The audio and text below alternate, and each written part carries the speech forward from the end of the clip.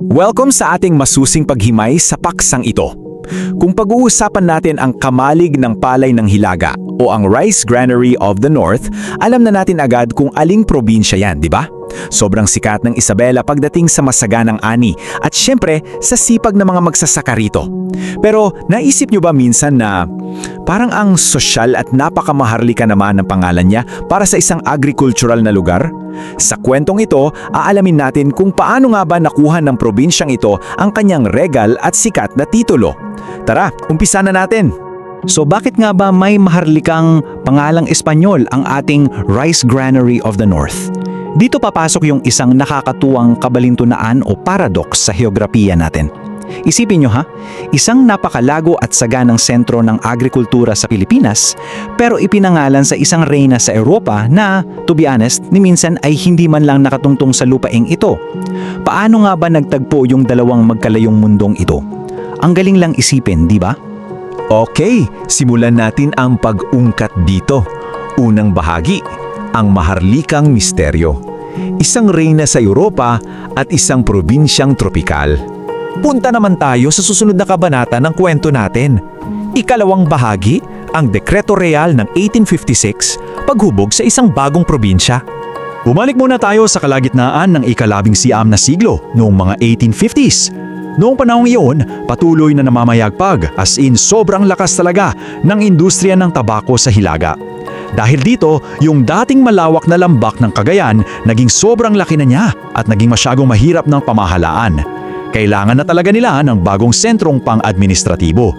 Kaya naman, noong Mayo 1, 1856, naglabas ng isang dekreto real ang gobernador general para humati at gumawa ng bagong probinsya mula sa mga teritoryo ng Cagayan at Nueva Vizcaya. At alam nyo ba kung ano ang naging opisyal na pangalan niya mula sa dekretong iyon? Isabela de Luzon. Opo, yan ang buong pangalan niya dati. Ang hakbang na ito ay hindi lang basta ginawa para ayusin yung lumalaking industriya ng tabako, kundi bilang isang direktang pagpupugay kay Reyna Isabela II ng Espanya na siyang nakaupo sa trono noong panahong iyon. Kalaunan, tinanggal din yung karugtong na de Luzon, kaya naging payak na Isabela na lang siya. Ngayon, ang pinaka-interesante talaga sa susunod na bahaging ito ay kung paano nag-blend yung banyaga at yung lokal natin. Ikatlong bahagi, ang mga katutubong ugat, ang tunay na diwa ng lupain. Makikita talaga natin dito yung dalawang magkaibang mukha ng kasaysayan natin.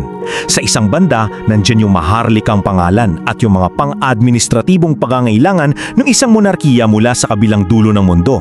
Pero sa kabilang banda, nandyan yung totoong realidad natin sa mismong lupain. Yung mga katutudong tradisyon, yung mga taong literal na nagbubungkal ng lupa araw-araw. Kahit na Espanyol ang opisyal na pangalan, ang tunay na nagbigay buhay sa probinsya ay yung pawis mismo ng mga lokal. Kasi isipin ninyo, bago pa man naisulat ang formal na pangalan na Isabela, sa isang kapirasong papel noong 1856, tahanan na ito ng mga gading, mga ibanag at mga yogad. Sila talaga ang nauna rito. Bagamat banyaga yung pangalang ginagamit natin ngayon, yung tunay na kaluluwa ng probinsya, nakaugat yan ng sobrang lalim sa kultura at tradisyon ng mga grupong ito. At dito tayo dadalin sa kasaysayan sa kasalukuyan. Ika-4 na bahagi, isang marilikang pamana ngayon, mula dekreto hanggang kamalig ng palay.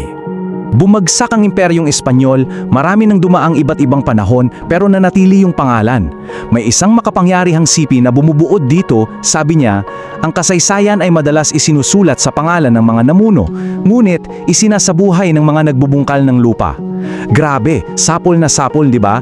Pinapakita lang nito na kahit galing sa isang malayong reyna ang pangalan, ang totoong bumuo sa Isabela ay yung hindi matitinag na katatagan ng mga magsasaka nito na patuloy na Kaya naman, bago tayo magtapos, gusto kong mag-iwan ng isang malaking tanong sa inyo para pag-isipan.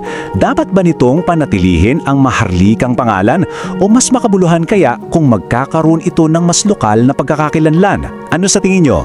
Mula sa pangalan ng isang reyna tungo sa dangal ng isang probinsya, isa talaga itong napakagandang kwento ng ating pag-unlad bilang mga Pilipino.